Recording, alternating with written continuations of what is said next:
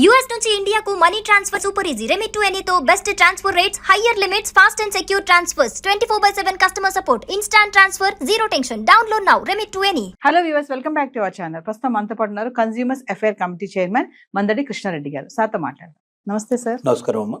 Sir, recent గా America వెళ్ళినటువంటి ఒక మహిళ ఎయిర్పోర్ట్ లో దిగగానే అక్కడ ఉన్నటువంటి officers, customs and border security officers ఎవరైతే ఉంటారో ఆమెను పట్టుకొని ఆమె దగ్గర గ్రీన్ కార్డ్ తీసేసుకొని దాని మీద విజిటింగ్ స్టాంప్ వేసేసారంట. అంటే గ్రీన్ కార్డ్ ఉన్న వాళ్ళకి విజిటింగ్ స్టాంప్ ఎలా వేస్తారు, అది అసలు ఏంటి ఒకసారి దాని ఇప్పుడు ట్రంప్ వచ్చిన తర్వాత ఎలాంటి జాగ్రత్తలు తీసుకుంటున్నారంటే, అక్కడ ఉన్నటువంటి ఇల్లీగల్ ఇమిగ్రేట్స్ ని పంపించడమే కాదు, పనికి మాలిన వాళ్ళు, పనికిరాని వాళ్ళు, అమెరికాకు భారంగా ఉండేవాళ్ళు, అమెరికా నుంచి ఏదైనా లాభాన్ని సంపాదించేటువంటి వాళ్ళందరినీ ఏరిపారేయమనేటువంటి పరిస్థితులు ఒక రకంగా ఆర్డర్స్ వచ్చే వాళ్ళకి. ఆ ఆర్డర్స్ ప్రకారమే వాళ్ళు ఏం చేస్తున్నారంటే, ఇప్పుడు మన పట్టుకున్నటువంటి లేడీ ఎవరుతున్నారు, షీజ్ అ ఓల్డ్ లేడీ.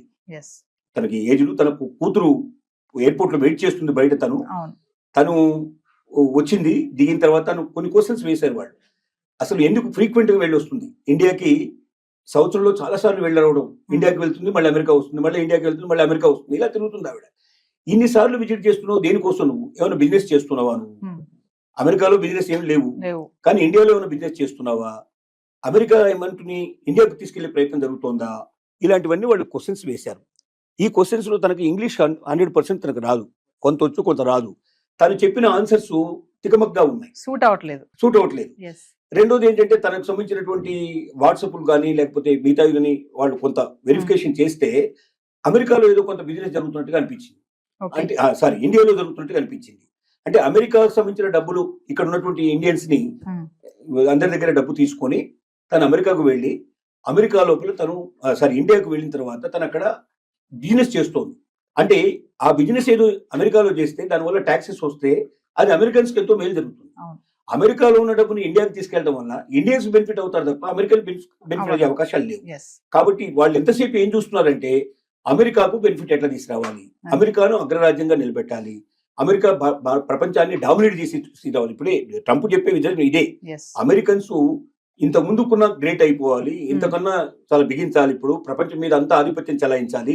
అలా చెలాయించాలంటే డాలర్ విపరీతమైన రేట్ రావాలి, ఇక్కడ ఉన్న వాళ్ళందరికీ ఉద్యోగాలు రావాలి, ఇక్కడ ఉన్న వాళ్ళందరూ సంపన్నులు అయిపోవాలి. అమెరికాకు ఇతర దేశాలకు మధ్యలో తేడా చాలా విపరీతంగా ఉండాలి, అంటే ఎప్పటికీ అందుకోలేని పరిస్థితి తీసుకురావాలి. అలాంటి పరిస్థితికి నేను తీసుకొస్తానని చెప్పి ప్రామిస్ చేశాడు ట్రంప్. అందుకే ఓట్లు వేశారు. ఓట్లు వేసిన తర్వాత ఏం చేశాడు, ఇల్లీగల్ ఇమిగ్రెంట్స్ ని సంఖ్యలు వేసి మరి తీసుకొచ్చి ఆ దేశాల్లో మొదలుపెట్టాడు. సంఖ్యలు వేయడం అంటే మనకి తెలుసు కదా, మరి అట్లాంటి ఆర్థిక నేరస్తుల్లో మిగతా వాళ్ళని చేసినట్టుగా తీసుకొచ్చేస్తున్నారు. ఇండియాకు తీసుకొచ్చిన వాళ్ళని కూడా సంఖ్యలు వేసి పట్టుకొచ్చారు. ఇప్పటిదాకా వచ్చినట్టు విమానాలనే అట్లాగే వచ్చాయి. సరే, మోడీ వెళ్ళి మనం రిక్వెస్ట్ చేసి మేము మా వాళ్ళని మేము తీసుకొచ్చుకుంటాం, మీరు తీసుకురావాల్సిన అవసరం లేదు, మీరు ఎవరెవరు ఉన్నారు ఇల్లీగల్స్ మీరు గుర్తించండి, వాళ్ళు మాకు అప్పచెప్పండి, మేము తీసుకొచ్చుకుంటాం అని చెప్పాడు. బహుశా అది ఆచరణలోకి రావచ్చు. ఈ లేడీ విషయంలో ఏం జరిగిందంటే, ఒకటి తను సరిగ్గా ఆన్సర్స్ చెప్పకపోవడం వల్ల, తికమక అవడం వల్ల, టాలీ కాకపోవడం వల్ల ఒకటైంది. రెండోది వాళ్ళకి అర్థమైంది ఏంటంటే, ఈవిడ ఇండియాలో వ్యాపారాలు చేస్తోంది, అందుకే ఫ్రీక్వెంట్ గా అమెరికాకు వస్తుంది.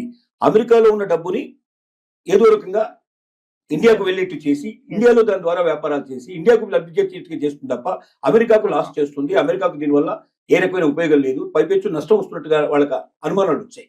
అనుమానాల వల్ల ఏం చేశారంటే, ఈవిడికి పర్మనెంట్ వీసాని, గ్రీన్ కార్డుని క్యాన్సిల్ చేసేసి నీకు టెంపరరీ వీసా, టూరిస్ట్ వీసా నీకు మంజూరు చేస్తున్నావు అన్నట్టుగా ఆ పాస్పోర్ట్ వాళ్ళు స్టాంపింగ్ చేసి ఇచ్చారు. అంటే ఇంకా భవిష్యత్తులో ఇది చేయడానికి వీళ్ళని పరిస్థితులు కల్పించారు.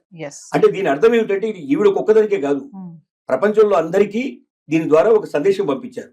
ఎవడైనా వేస్ట్ ఫెలోస్ ఉంటే అమెరికా లోపల వాళ్ళు కూడా మూటామూలే సర్దుకొని మీరు వెళ్ళిపోండి. రెండోది, ఇక్కడ ఉన్నటువంటి సంపదను తీసుకెళ్లి మీ దేశాల లోపల మీరు వ్యాపారాలు చేసుకోవడానికో లేదా అక్కడ మీరు వేరుకో లబ్ధి చేకూర్చేటువంటి ప్రయత్నం మీరు చేసేటువంటి వాళ్ళు ఉన్నారో వాళ్ళందరూ జాగ్రత్త పడండి. ఇక నుంచి భవిష్యత్తులో ఇది నడవు.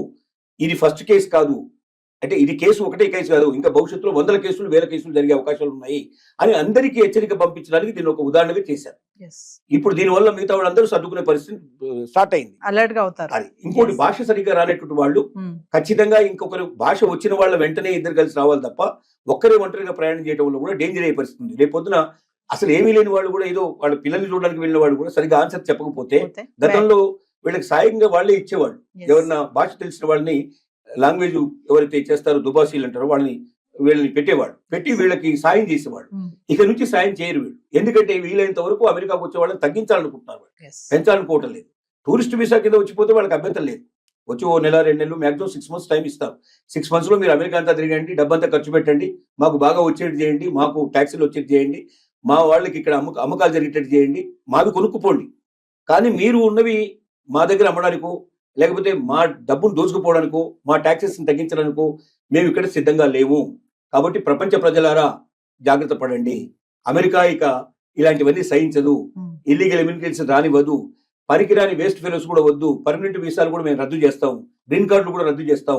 ఇక నుంచి ప్రతి ఒక్కరూ జాగ్రత్త పడండి అని ఒక పెద్ద హెచ్చరికకి ఆవిడ ఒక ఉదాహరణగా తీసుకోవడం జరిగింది. అంటే ఇక్కడ మేము ఎక్కువ సంపాదించలేకపోతున్నాము, అక్కడికి వెళ్ళి బాగా సంపాదించాలి అనుకునే ఆలోచన ఇంకా వద్దు అని అంటారా సార్? ఖచ్చితంగా. నేను ఒకటే మాట చెప్పగలుగుతున్నాను, భారతదేశం ఇవాళ ఒకప్పుడు భారతదేశం కాదు, ఇవాళ అవకాశాలు కోకొల్లలుగా ఉన్నాయి. ఇక్కడ వ్యాపారం చేయదలుచుకుని ఏ రంగంలోకి వెళ్ళండి, నిజంగా ప్రతిభావంతులైన వాళ్ళు ఆ రంగంలో అందరికన్నా ఎక్కువ సంపాదించే అవకాశాలు ఉన్నాయా లేదా అనేది మనల్ని మనం ఖచ్చితంగా ఒకసారి మనం ఆలోచించుకుంటే, ఏ రంగమైనా తీసుకోండి, మీరు ఏ రంగంలో అయినా మీరు ప్రతి రంగంలో కూడా మీ దగ్గర నిజంగా ప్రతిభ ఉంటే ఒక ఆలోచన మొత్తం జీవితాన్ని మార్చేస్తుంది, ప్రపంచాన్ని మార్చేస్తుంది. అలాంటి ఆలోచనలు మీ దగ్గర ఉంటే ఇక్కడ కూడా మీరు రాణించే అవకాశం కావాల్సినంత ఉంది. వ్యాపారం చేసేందుకు మీరు మీ దగ్గర ఉన్న ఐడియాని పెట్టుబడి పెట్టగలిగితే దాన్ని పెట్టుబడిని తీసుకోవడానికి సిద్ధపడేవాళ్ళు, దానికి తగినట్టుగా కొన్ని 100 రెట్లు పెట్టుబడి పెట్టి దాన్ని ప్రపంచానికి అంతా అందించడానికి సిద్ధపడేవాళ్ళు ఇక్కడ కావాల్సినంత మంది ఉన్నారు. భారతదేశంలో ధనవంతుల కొరత లేదు నిజం చెప్పాలంటే, కానీ ధనం కొద్ది మంది చేతుల్లో ఉంది.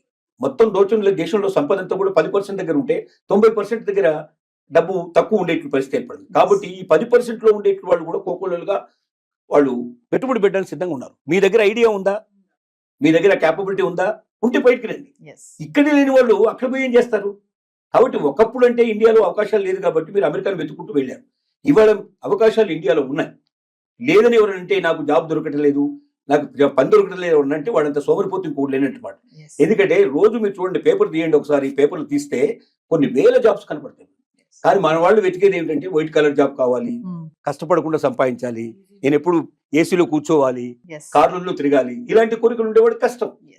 ఏ జాబ్ అయినా సరే నేను చేస్తానని సిద్ధపడితే జాబ్ దొరకపోవడం కాదు, కావాల్సినంత సంపాదించుకునే అవకాశం ఉంది. ఒక జాబ్ కాదు, పొద్దున్నే మళ్ళీ పార్ట్ టైం కూడా చేసుకునే పాసిబిలిటీస్ ఉన్నాయి. కాబట్టి నేను ఒకటే చెప్పగలుగుతున్నా ఏంటంటే, అలాంటి అమెరికాకు వెళ్ళి అక్కడ బందీలుగా మనం పట్టుబడి సంఖ్యలు వేయించుకొని ఈ దేశానికి వచ్చి ఆ అవమానాలు భరించేదానికన్నా మీ దగ్గర శక్తి ఉంటే, క్యాపబిలిటీ ఉంటే ఈ ఐడియాని ఎలాగ బయటకు తీసుకురావాలి, ఎలాగా ఇవాళ సోషల్ మీడియా కావాల్సినంత తీసుకుంది. మీకు మీ దగ్గర ఒక మంచి ఐడియా ఉంటే మీరు సోషల్ మీడియాకి ఇవ్వండి, ఆటోమేటిక్గా ఎవరు చేరాలో వాడు చేరుతుంది, మిమ్మల్ని వెంటనే వాడే పిలుస్తాడు, వెతుక్కుంటూ వస్తాడు మిమ్మల్ని.